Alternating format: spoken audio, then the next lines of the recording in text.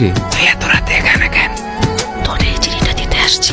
তুই আমারে কালকে বলতে পারতি, দিনে কথা হইতো না? চিঠিটা তোর জন্য। এই এত খুশি হয়ে লাভ নাই, এটা তোর না। তুই চিঠিটা কালকে আমাকে লিখে দিবি। সারার হাতের লেখা ভালো, তাই পুরস্কার হিসেবে পাইলাম সুমির নিজের হাতের লেখা চিঠি, যা আমার হুব হুব করে লেখা দেওয়া লাগবে সুমি, আর সুমি দিবি তার প্রিয় মানুষের। এই পুরস্কার আমি কোনটি রাখবো জানি না। আমি রে এত সুন্দর সাজিয়ে গেছে বৃষ্টির ভেতরে কই যেতেছ? তোরে দিয়ে যে ওদিনকে চিঠি লিখে নিলাম না, আজকে এই পোলার সাথে দেখা করতে যাইতেছি।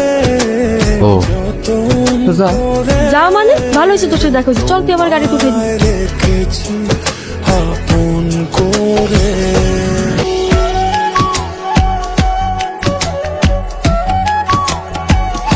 কি তোর সমস্যা কি? কি হয়েছে? তুই ওর সাথে দেখা করতে যাস, তোর গাড়ি তুলে দেওয়া লাগে আমার, তুই ওর কাছে চিঠি লিখে সেই চিঠি লিখে দেওয়া লাগে আমার। তোর সুখে দুঃখে সবসময় আমি পাশে ছিলাম, ভুলে যাস না কিন্তু। তোরে আমিই ভালোবাসি, তুই ওই ছেলের সাথে আর দেখা করতে যাইতে পারবি না।